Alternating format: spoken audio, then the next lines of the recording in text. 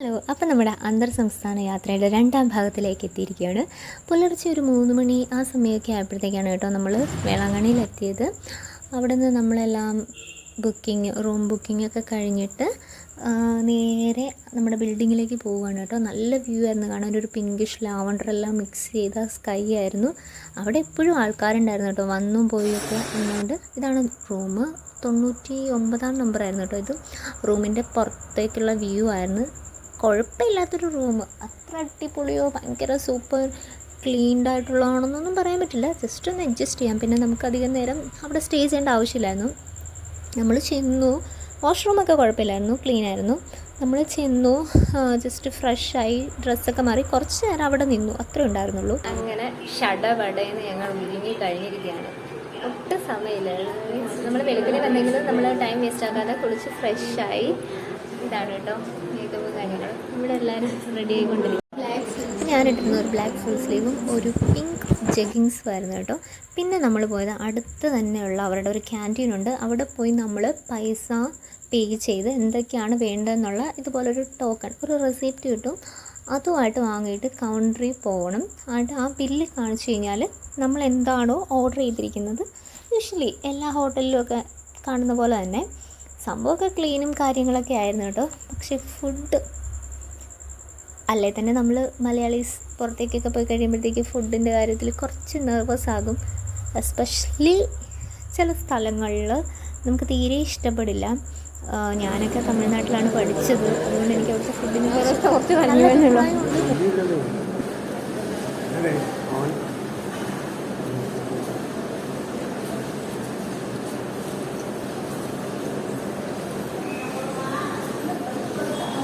കഴിപ്പുണ്ടല്ലേ നല്ല ദോശയ്ക്ക്.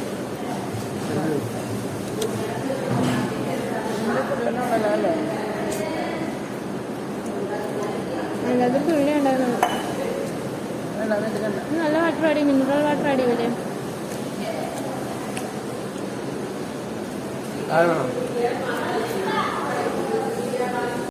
ഗൈസ്, ഈ ദോശയൊന്നും ആരും വാങ്ങരുത്. ഞങ്ങൾ വളരെ കഷ്ടപ്പെട്ടാണ് കഴിക്കുന്നത്, വാങ്ങിച്ചു പോയതുകൊണ്ട്.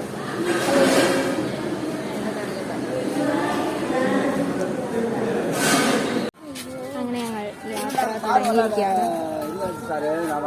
ഫുഡൊക്കെ കഴിച്ച് ഞങ്ങൾ യാത്ര തുടങ്ങിയിരിക്കുകയാണ്. ഐ തിങ്ക് ഞങ്ങൾ ഫസ്റ്റ് വിസിറ്റ് ചെയ്യാൻ പോകുന്നത് ഈ പള്ളിയായിരിക്കും എന്ന് വിശ്വസിക്കുന്നു. പക്ഷേ ആ പള്ളിയല്ലായിരുന്നു കേട്ടോ ഞങ്ങൾ വിസിറ്റ് ചെയ്തത്. ഈ വരുന്ന ആൾക്കാരെ ഒന്ന് ശ്രദ്ധിച്ചോ, ഇങ്ങനെ പല ആൾക്കാരും തട്ടിപ്പുമായിട്ട് നമ്മുടെ അടുക്കൽ വരും കേട്ടോ. അവരുടെ പേഴ്സ് നഷ്ടപ്പെട്ടു, പൈസ തരണമെന്നൊക്കെ പറഞ്ഞാണ്. ചുമ്മാതാണ്, നല്ല തട്ടിപ്പാണ് കേട്ടോ. അങ്ങനത്തെ സംഭവമേ നടന്നില്ല. നമ്മളതിൽ വീഴില്ലാന്ന് കണ്ടപ്പോൾ ഒരു നൈസായിട്ട് അടുത്ത ആൾക്കാരെ സമീപിക്കാൻ പോയി.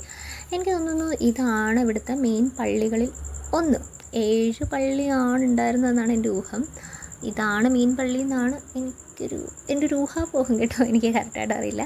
അപ്പം നമ്മൾ അതിൻ്റെ അകത്തേക്ക് പ്രവേശിച്ചു. അപ്പം അവിടെ തമിഴിൽ കുർബാന ഓൾറെഡി നടക്കുന്നുണ്ടായിരുന്നു. സംഭവം അടിപൊളിയായിരുന്നു. ആക്ച്വലി ഒറിജിനൽ പള്ളി ഇതിൻ്റെ ബാക്കിലുണ്ടായിരുന്നു. ഇത് പുതിയതായിട്ട് പണിത പള്ളി അങ്ങനെ എന്താണ്ടാണ് അവിടെ ഉണ്ടായിരുന്ന ഒരു തമിഴ് ചേട്ടൻ പറഞ്ഞത് കേട്ടോ. അപ്പം നമ്മൾ കുറച്ച് നേരം അവിടെ നിന്നു. മിനിമോളും എൽസും ഒരു കുന്തം മനസ്സിലാവുന്നില്ല കേട്ടോ, ഫുൾ തമിഴാണ്. പക്ഷേ എന്താ പറയുക, വിശ്വാസത്തിനും ഭക്തിക്കും എന്ത് ഭാഷ എന്നുള്ള രീതിയിൽ അവർ ഭയങ്കര കെയർഫുള്ളായിട്ടൊക്കെ ഇരുന്നു. കുറച്ച് കഴിഞ്ഞപ്പോഴത്തേക്ക് നമ്മൾ പതുക്കെ തട്ടി എഴുന്നേൽപ്പിച്ചിട്ട് പറഞ്ഞു 2:30 ആകുമ്പോഴത്തേക്ക് നമ്മുടെ റിട്ടേൺ ബസ് ഉണ്ട്. ഇപ്പം ഒരു പള്ളിയിൽ ഇങ്ങനെ കണ്ടിന്യൂസ് ആയിട്ട് ഇരിക്കുകയാണെങ്കിൽ മുഴുവൻ നേരം ഈ പള്ളിയിൽ തന്നെ ഇരിക്കണം. അതുകൊണ്ട് കമോൺ, നമുക്ക് നെക്സ്റ്റ് സ്ഥലത്തേക്ക് പോകാമെന്ന് പറഞ്ഞു. അപ്പോൾ നമ്മളിങ്ങനെ അടുത്ത സ്ഥലത്തേക്ക് പോകാനായിട്ട് നടക്കുകയാണ് കേട്ടോ. ഇതാണ് നമ്മൾ കണ്ട പള്ളീൻ്റെ ബാക്ക് സൈഡ്. ഇവിടെ പഴയ പള്ളിയൊക്കെ ഉണ്ട്. ഞാനിങ്ങനെ എൽസിനോട് ചോദിക്കുകയാണ്, ഹാപ്പി അല്ലേ, എന്താ ഒരു മുഖത്ത് സന്തോഷമില്ലാത്ത, ജോസേട്ടൻ ഇല്ലാത്തതുകൊണ്ടാണോ? അപ്പോൾ ടീറ്റി പറഞ്ഞു, ഓക്കെ ഞാനും ചേച്ചിയമ്മയും കൂടെ നടന്നോളാം എന്ന് പറഞ്ഞ് ഞാൻ അവളുടെ ഫേഷ്യൽ എക്സ്പ്രഷൻ ക്യാപ്ചർ ചെയ്യാൻ നിന്നപ്പം അവൾ അതിനേക്കാളും ശോകം. പിന്നെ ഞാൻ പറഞ്ഞപ്പോൾ ആൾ ചേച്ചി കോളായി. വേറെ ഒന്നുമല്ല കേട്ടോ, രാവിലത്തെ ഫുഡ് ഭയങ്കര ബോറായിരുന്നു. അത് നന്നായിട്ട് അഫക്റ്റ് ചെയ്തു. പിന്നെ ഇപ്പോൾ കണ്ടില്ല അവിടെ മെഴുകുതിരി കത്തിക്കുന്ന, അവിടെ അതിങ്ങനെ നമ്മൾ അവിടെ നിന്ന് വാങ്ങുന്ന മെഴുകുതിരിയൊക്കെ കത്തിച്ചിട്ട് പ്രാർത്ഥിക്കുന്ന ഒരു സ്ഥലമാണ് കേട്ടോ, കത്തിക്കാനായിട്ട് മാത്രമുള്ള സ്ഥലം. ഇതാണ് മെയിൻ പള്ളീൻ്റെ ഫ്രണ്ട് എൻട്രൻസ്. അപ്പം നമ്മളും, എൻ്റെ സൗണ്ടിന് എന്തോ പറ്റി, നമ്മളും മെഴുകുതിരിയും നേർച്ച പൂമാലകളൊക്കെ വാങ്ങിക്കാനായിട്ട് പോകുമായിരുന്നു. ഈ സംഭവമൊക്കെ ഭയങ്കര കത്തി റേറ്റായിരുന്നു. പക്ഷെ നമുക്കൊന്നും പറയാൻ പറ്റില്ല. ഓഫ് കോഴ്സ് നമ്മൾ വേറൊരു ടൂറിസ്റ്റ് പ്ലേസിൽ പോകുമ്പോഴത്തേക്ക് എന്താണെങ്കിലും അവിടുത്തെ റേറ്റും കാര്യങ്ങളൊക്കെ ഡിഫറെൻ്റ് ആയിരിക്കും. കാരണം അവരുടെ എന്താ പറയുക, അവരുടെ ജീവിതമാർഗ്ഗമാണല്ലോ. അതുകൊണ്ട് അവർ മാക്സിമം യൂട്ടിലൈസ് ചെയ്യും. നമ്മൾ മലയാളീസ് ഓഫ് കോഴ്സ് എവിടെ ചെന്നാലും ബാർഗെയിൻ ചെയ്യും. അത് നമ്മളായിട്ടും കുറച്ചില്ല. പച്ച കളറിലെ മെഴുകുതിരികളായിരുന്നു ഞങ്ങൾ അധികവും വാങ്ങിച്ചത്. അതിനൊരു മേജർ റീസൺ ഉണ്ട്. എൻ്റെ ചാച്ചന് ഗ്രീൻ കളർ അദ്ദേഹത്തിൻ്റെ ഫേവറേറ്റ് ആണ്. ബിക്കോസ് അമ്മയുടെയും ചാച്ചൻ്റെയും എല്ലാ വെഡിങ് ആനിവേഴ്സറിക്കും ഗ്രീനിൻ്റെ തന്നെ പല ഷെയ്ഡുമായിരുന്നു പുള്ളിക്കാരൻ എടുത്തുകൊണ്ടിരുന്നത്. അതെ, മുന്നേ പറഞ്ഞ ആൾക്കാരാണ് കേട്ടോ. അപ്പം ഞങ്ങളിങ്ങനെ എന്താ പറയുക, കണ്ണിൽ കിട്ടിയതെല്ലാം വലിച്ചു വാരി വാങ്ങിയ ലേഡീസിനെ പോലെ മെഴുകുതിരിയും പൂമാലയൊക്കെ ആയിട്ട് വന്നു. ഈ കാണുന്ന പള്ളിയാണ് പഴയ പള്ളി. അപ്പം ഇതിൻ്റെ ബാക്കിലാണ് ഞാനിങ്ങനെ പറയുവാണ്, ഭയങ്കര കത്തിയാണ്, ഇതറിഞ്ഞിരുന്നെങ്കിൽ വീട്ടിൽ നിന്ന് കുറച്ച് മുല്ലപ്പൂമാല കെട്ടിക്കൊണ്ട് വരായിരുന്നു എന്ന് പറഞ്ഞ് ഞാനിങ്ങനെ മുന്നോട്ട് നടക്കുകയാണ്.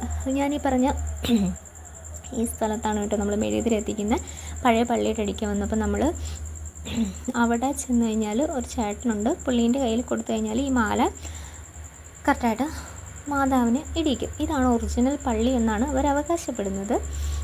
ഇതുപോലത്തെ ഈ കാൻഡിൽ ഹോൾഡർ ആണെന്ന് തോന്നുന്നു കേട്ടോ അതിന് പറയുക. ഹോൾഡ് ചെയ്യുന്ന സാധനം മെഴുകുതിരിനെ അവിടെ നമ്മളിങ്ങനെ നമ്മുടെ ആവശ്യങ്ങളൊക്കെ പ്രാർത്ഥിച്ച് കത്തിച്ച് വയ്ക്കും. എന്തോരം മെഴുകുതിരിയാണ് അവിടെ ഉള്ളത്. നമ്മളും ഒരു 2-3 എല്ലാവർക്കും വേണ്ടിയിട്ട് ഒരാൾക്കൊരു മെഴുകുതിരി എന്ന നിലയിൽ എല്ലാവരും കത്തിച്ചു. പിന്നെ അവിടുന്ന് പൂ കിട്ടും കേട്ടോ നമുക്ക്. അതൊക്കെ വാങ്ങിച്ചിട്ട് നമ്മൾ അടുത്ത ഡെസ്റ്റിനേഷൻ നോക്കി പോവുകയാണ്.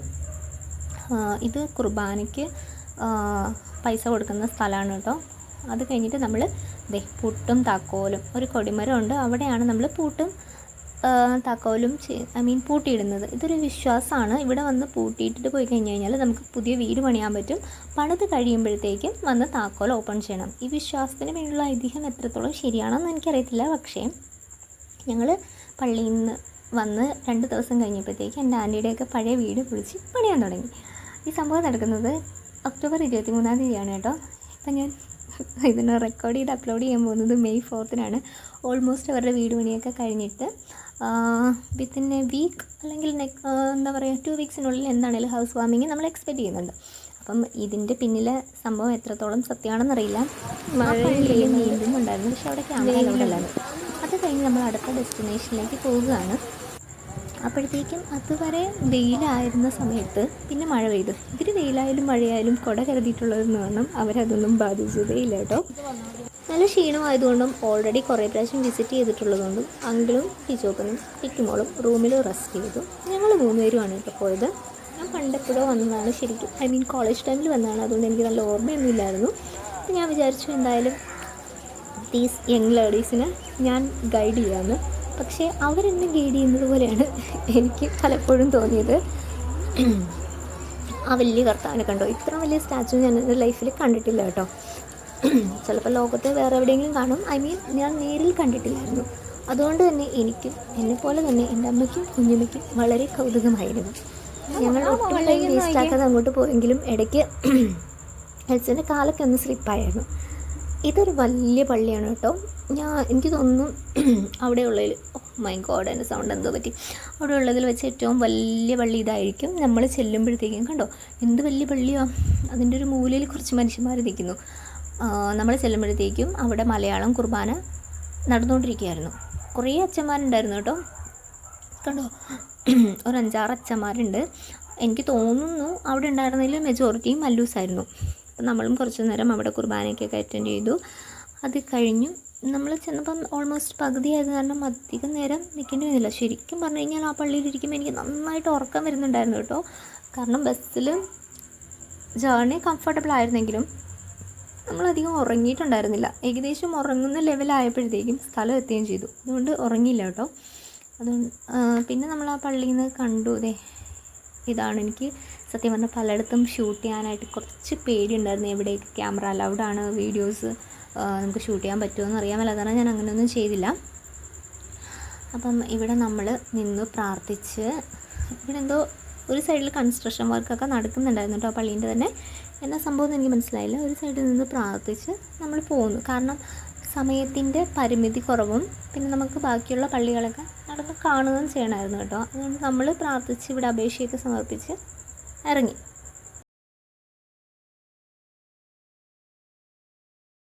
അത് കഴിഞ്ഞ് അടുത്ത പള്ളിയിലേക്ക് പോവുകയാണ് കേട്ടോ. ഞാൻ ആ പുറകിലുള്ള പുല്ലിന് തടയിൽ കൊണ്ട് എന്താ പറയുന്നതെന്ന് എനിക്ക് ഓർമ്മയില്ല. നല്ല പച്ചപ്പല്ല, ആടോ പശു കൊണ്ടുവന്നെങ്കിൽ കൊടുക്കാം എന്നാണോ പറയുന്നതെന്നൊന്നും ഞാൻ ഓർക്കുന്നില്ല കേട്ടോ.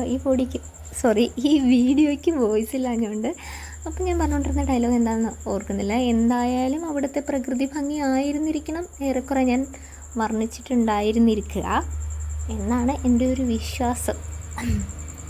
ഓക്കെ, അപ്പം നമ്മുടെ ഇണക്കുരുവികൾ എനിക്ക് പാർലറായി അപ്പുറത്തുകൂടെ വന്നുകൊണ്ടിരിക്കുകയാണ്. അപ്പോൾ ഇതായിരുന്നു കേട്ടോ വേറൊരു പള്ളി. ശരിക്കും ഏതൊക്കെ പള്ളീൻ്റെയാണ് ഏതൊക്കെയാണ് എനിക്കറിയില്ല. ഇതിൽ കുറച്ചൊക്കെ വീഡിയോസ് എന്താ പറയുക അങ്ങോട്ടും ഇങ്ങോട്ടും മാറിപ്പോയിട്ടുണ്ട്. അതുകൊണ്ട് ഏതിൻ്റെ കണ്ടിന്യൂഷനാണ് ഏതെന്ന് എനിക്കിപ്പം കണ്ടിട്ട് മനസ്സിലാവുന്നില്ല. അപ്പോൾ നമ്മളതൊക്കെ കഴിഞ്ഞ് നേരെ പോയി ഫുഡ് കഴിക്കാനാണ്. കേരള റെസ്റ്റോറൻറ്റ് എന്നൊക്കെ പറഞ്ഞ് എഴുതി വെച്ചിട്ടുണ്ടായിരുന്നു, പക്ഷേ അത് കേരള റെസ്റ്റോറൻ്റ് ഒന്നും അല്ലായിരുന്നു കേട്ടോ. കുറച്ച് മട്ടേരി നമുക്ക് തന്നു, കറികളും ചോറും എല്ലാം നല്ല ബോറായിരുന്നു. ഭയങ്കരമായിട്ട് ഡിസപ്പോയിൻറ്റഡായി. ഒരു കറികളും കൊള്ളത്തില്ലായിരുന്നു. പിന്നെ എല്ലാവർക്കും അവരൊന്നും രാവിലെ ബ്രേക്ക്ഫാസ്റ്റ് കഴിച്ചില്ല. ഞാനും ടിറ്റി അങ്കിളും മാത്രമേ കഴിച്ചിട്ടുണ്ടായിരുന്നുള്ളൂ. എല്ലാവർക്കും നല്ലവണ്ണം വിശന്നതുകൊണ്ട് നമ്മൾ കഴിച്ചു. എല്ലാവരും അധികം കറികളൊന്നും എടുത്തില്ല. അങ്കിളാണെങ്കിൽ അയില വാങ്ങിച്ചിട്ട് അയില ചീത്തയായിരുന്നു. അത് കണ്ടപ്പോൾ നമുക്കും ഇപ്പോഴും ഓർക്കുമ്പോഴത്തേക്കും ഒരുമാതിരി വൊമിറ്റ് ചെയ്യാനുള്ളൊരു ടെൻഡൻസിയും അയിലയോടുള്ള കുറച്ചുകൂടി ഉണ്ടായിരുന്ന ഇൻട്രസ്റ്റും പോയി കേട്ടോ. വളരെ കഷ്ടപ്പെട്ടാണ് നമ്മൾ കഴിച്ചത്. അത് കഴിഞ്ഞിട്ട് വീണ്ടും നമ്മൾ ഫുഡൊക്കെ കഴിച്ച് കഴിഞ്ഞിട്ട് നേരെ നമ്മളെല്ലാ പള്ളിയും ഓൾമോസ്റ്റ് കവർ ചെയ്തു എന്നാണ് എനിക്ക് തോന്നുന്നത്. അതിൻ്റെ ഇടയിൽ നമ്മളൊന്ന് അത് കഴിഞ്ഞിട്ട് നമ്മൾ അടുത്ത പള്ളിയിലേക്ക് പോയി. ഇതെന്തോ കടൽ തീരത്തിൻ്റെ ഐതിഹ്യവും കഥകളൊക്കെ ആയിരുന്നു എന്ന് തോന്നുന്നു. എന്തൊക്കെയോ അവിടെ എഴുതി വെച്ചിട്ടുണ്ടായിരുന്നു കേട്ടോ. അധികവും തമിഴിലായിരുന്നത് കൊണ്ട് തന്നെ ഒന്നും മനസ്സിലായില്ല. പിന്നെ നമ്മൾ കുറച്ച് നേരം അവിടെയൊക്കെ നിന്നതിന് ശേഷം അടുത്ത പള്ളിയിലേക്ക് പോയി. ഇവിടെ നമ്മൾ ചെല്ലുമ്പോൾ മറാഠിയിൽ പാട്ടൊക്കെ പാടി പ്രാർത്ഥിക്കുന്നുണ്ടായിരുന്നു കേട്ടോ. മറാഠി ആണെന്നാണ് എൻ്റെ ഒരു ഊഹം.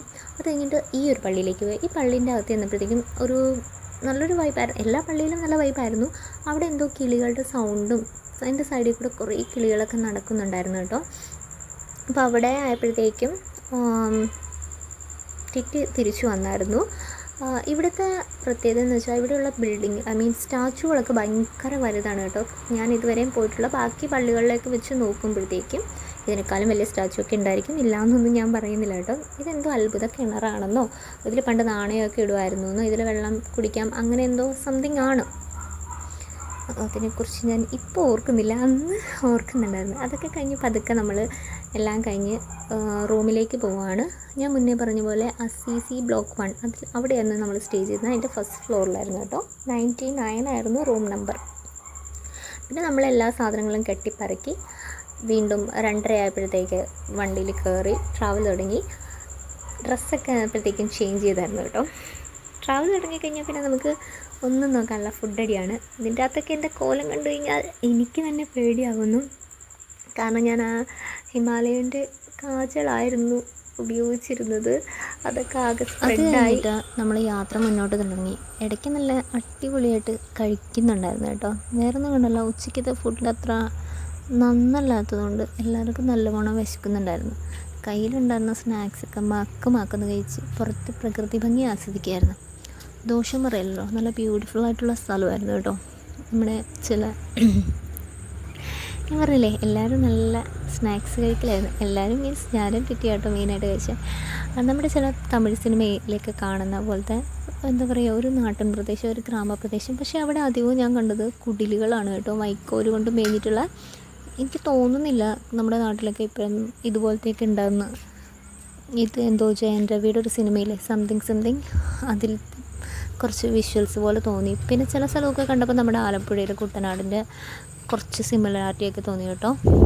എന്തോ ഉൾഗ്രാമം ആയതുകൊണ്ട് തന്നെ നല്ല നീറ്റ് ആൻഡ് ക്ലീനും ആയിരുന്നു, നല്ല ബ്യൂട്ടിഫുള്ളും ആയിരുന്നു. അവിടെയൊക്കെ ആൾക്കാർ ആ വയലിൻ്റെയൊക്കെ നടുക്ക് നിൽക്കുന്നുണ്ടായിരുന്നു ആ വെയിലത്ത്, കൃഷിയൊക്കെ ചെയ്തുകൊണ്ട്. നല്ല വിഷ്വൽസ് ആയതുകൊണ്ട് തന്നെ കുറേ ഷൂട്ട് ചെയ്തു. വീണ്ടും നമ്മൾ ഭക്ഷണത്തിലേക്ക് വരികയാണ്. വല്ലവന് പുല്ലുമായതോ എന്ന് പറഞ്ഞ പോലെ തന്നെ ഞാൻ എൻ്റെ പല്ല് കൊണ്ടത് കടിച്ച് വലിച്ച് പൊട്ടിച്ച് ചീസ് ബോളിലേക്ക് പ്രവേശിച്ചിരിക്കുകയാണ്. ആദ്യം ഞങ്ങൾ മാറ്റി വെച്ച ചീസ് ബോളായിരുന്നു, വലിയ ഇൻട്രസ്റ്റ് ഇല്ലാണ്ട്. പിന്നീട് വിശന്ന് കഴിഞ്ഞപ്പോഴത്തേക്കും വലിച്ച് പൊട്ടിക്കുകയാണ്. ആ ആക്ഷനിൽ തന്നെ കാണാൻ പറ്റും എത്രത്തോളം നമ്മൾ വിശന്ന് കണ്ണ് കാണാൻ മേലാത്ത അവസ്ഥയിലൂടെയാണ് കടന്നു പോയിക്കൊണ്ടിരിക്കുന്നതെന്ന്. ഇപ്പോൾ ഈ വീഡിയോ ഒക്കെ കാണുമ്പോൾ എന്തോ ആടോ പശുവൊക്കെ ചവച്ചിറക്കുന്നത് പോലുണ്ട് എൻ്റെ ഓരോ സീക്വൻസും കാണുമ്പോഴത്തേക്കും. എനിവേ, അന്നേരത്തെ വിശപ്പിന് അതൊന്നും നോക്കിയില്ല കേട്ടോ, നന്നായിട്ട് കഴിച്ചു. അത് കഴിപ്പൊക്കെ കഴിഞ്ഞ് ഫോട്ടോ എടുക്കുകയാണെന്ന് കരുതിയാണ് അവൾ പോസ് ചെയ്തത്. പിന്നെയാണ് അവൾക്ക് മനസ്സിലായത് വീഡിയോ ആയിരുന്നു എന്നുള്ളത്. അതാണ് ആ എക്സ്പ്രഷൻ. രണ്ടിനും ഫീസൊക്കെ ഇരിക്കുന്ന നോക്കിയേ, വല്ലാണ്ട് വെയിലടിച്ച് ഒരു വഴിയായിരുന്നു കേട്ടോ ഞങ്ങൾ ആ ട്രിപ്പ് കഴിഞ്ഞപ്പോഴത്തേക്കും. പിന്നെ ഏതോ ഒരു സ്ഥലത്തെത്തിയപ്പോഴത്തേക്കും എന്തോ പഴനി ആണെന്ന് തോന്നുന്നു. അവിടെ എത്തിയപ്പോഴത്തേക്കും നമ്മൾ ചായ കുടിക്കാനായിട്ട് നിർത്തിയിട്ടുണ്ടായിരുന്നു കേട്ടോ. ചായയും നല്ല വടയും നല്ല ചായയായിരുന്നു കേട്ടോ. ഈ കോലൊന്നും നോക്കുക ചെയ്യൽ കഴിഞ്ഞ് പാണ്ടിച്ചിനെ പോലെ ഉണ്ട് ആകെ. ആ കോസ്റ്റ്യൂമും എല്ലാം കണ്ണാക്ക് പൊള്ളിപ്പോയ എക്സ്പ്രഷനാണ് കണ്ടത്. പിന്നെ കുറേ കൂടെ യാത്ര ചെയ്തപ്പോഴത്തേക്കും ഡിന്നറിനായിട്ട് നമ്മൾ എവിടെയോ നിർത്തി.